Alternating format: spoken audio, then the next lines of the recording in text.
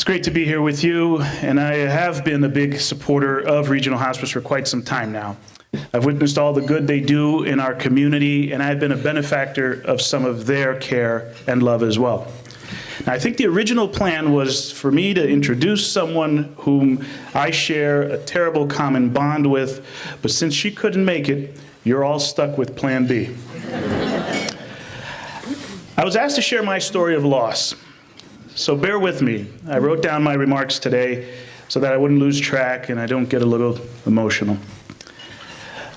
This is the first time that I'm publicly speaking about my son. The most important title that I have in my life is that of dad.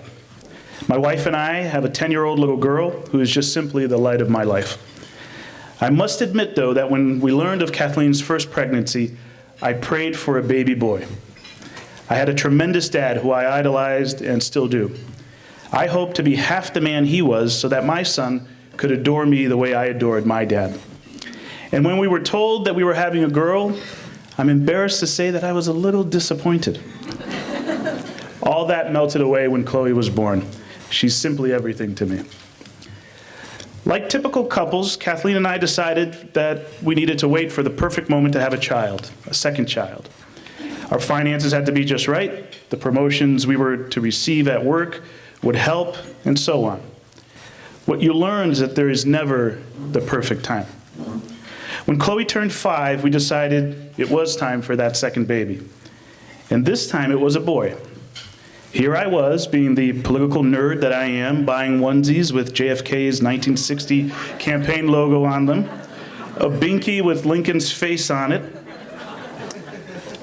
But 6 months into Kathleen's pregnancy, she caught the norovirus, which landed her in the emergency room for a few days. She's a type 1 diabetic, and there were extra precautions. She had been hospitalized when pregnant with Chloe as well, and everything turned out to be okay. About a month later, a specialist told us that they noticed a spot in my son's brain during ultrasound, which was confirmed later on by an MRI. I can close my eyes and picture exactly where I was, the lunchroom at Savings Bank of Danbury on Mill Plain Road, when the neonatal specialist called to say that something was there, but that she thought that perhaps my son may be an introvert, perhaps on some level of the spectrum. He may be someone who works best in a cubicle by himself, a social recluse. Those were her exact words.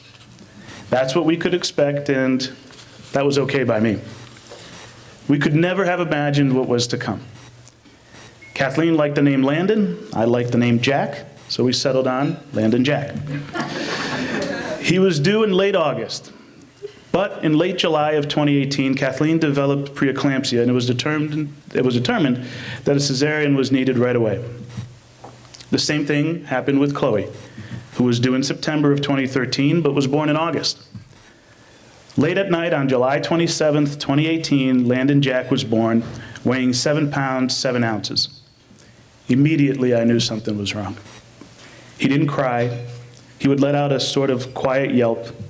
He was blue in the face, and quickly they rushed him off to the NICU. All this was still okay to me because Chloe had gone to the NICU too. Her pancreas hadn't kicked in right away at birth, but eventually did, and she was perfect, and still is. And I thought the same would happen to Landon. Quickly thereafter, it was determined that Landon was not breathing on his own and needed to be rushed to Connecticut Children's Medical Center in Farmington.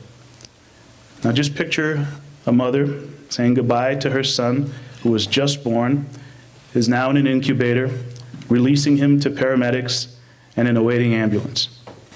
I rushed to Farmington the next morning and when I arrived, I handed the nurse who was taking care of Landon a bottle of breast milk. And again, I knew something was deeply wrong just by the blank stare she gave me. Kathleen was released early and rushed to Farmington as well at the request of the specialists there. That night, we had a meeting with a team of doctors, neurologists, and all sorts of specialists who told us that they had performed an EEG, which is similar to an EKG, but measures brain function, and also performed another MRI. The EEG showed no brain waves, and the MRI determined that about half of Landon's brain did not develop. the missing parts being the back lobes where breathing, hearing, eyesight, and even the ability to swallow would normally come from. We knew he didn't have many days, and my first call after that meeting was to contacts at Regional Hospice. They tried everything they could, but a room was not available for Landon to come back home. We wanted him to come home to Danbury. The hardest conversation we had to have was with our 5-year-old. Kathleen and I went home and sat Chloe down and had to tell her that the little brother she talked about so much, to whom she spoke with for 8 months in her mom's belly, whose name she had practiced and waited for so long, was not coming home. I dreaded that conversation. We sat her down and explained what was happening and that Landon was going to go to heaven to live with God. And in a moment that could not be possibly scripted, she reached out for mine and Kathleen's hand and said, "It's okay. I love you. Landon loves you. And it's going to be okay, Mommy and Daddy." Our 5-year-old comforted us in that moment. Landon passed away 6 days after his birth. And I can't explain the pain we felt, and in many ways we still do. I can't adequately explain how much this loss impacted us as a family, us as individuals, us as a couple, our marriage, etc. What I can tell you is that Kathleen and I know what it is like to be embraced by our community and our family and friends. Instantly, Regional Hospice jumped in, offering all sorts of services and assistance. And while at first we were too shell-shocked to accept the help, today we know we should have. The Healing Hearts program is such a blessing in moments of desperation. Regional Hospice also connected me with a dear man and a role model of a community member whom Kathleen and I simply adore to this day. He's helped so many people and helped us in our most desperate moment. Dan Jowdy is here today. I didn't know he was going to be here, but he took care of my son and is like a brother to me today, and I'm grateful for Regional Hospice for making that connection. I had met my friend, Mayor Roberto Alves, just a year before this, and he helped me more than he ever knew and that I ever told him. His offers to do whatever was needed helped me tremendously. I remember telling him one day how hard it was to see the baby's room all set up, but missing the most important piece. And instantly he offered to have Kathleen and I go away, and he would come to our house, dismantle the nursery, and take it away so that we wouldn't have to see it and feel that pain. His compassion, care, and nearly daily check-ins helped save me. I gained a brother who I love and respect greatly. Our then employers and colleagues at Savings Bank of Danbury and Danbury Public Schools embraced us with love and care. And my brave wife, the strongest person I know, picked me up for the longest time while neglecting herself. She was determined that something of good should come from this experience and all this pain and suffering. So she embarked on a mission along with a nonprofit that provides christening gowns to the families of dying infants. She donated her wedding dress and collected a dozen more for this organization and participated in an event that took apart these gowns and made tiny little christening outfits, just like the one we were given for Landon. She had the idea of creating a scholarship in our boy's name, Landon Jack Verissimo Santos Memorial Scholarship, because we were both care so deeply about education, and there would be no better way to build a legacy for Landon. So each year since 2019, we award scholarships to Abatech and Danbury High School graduates who are in financial need and displayed leadership and persevered in their academic studies. These students are helping us build a legacy for Landon, one that he, unfortunately, would never be able to build on his own. The pain of losing a child is indescribable. It's unnatural, and it never goes away. Every birthday is a set of what-ifs.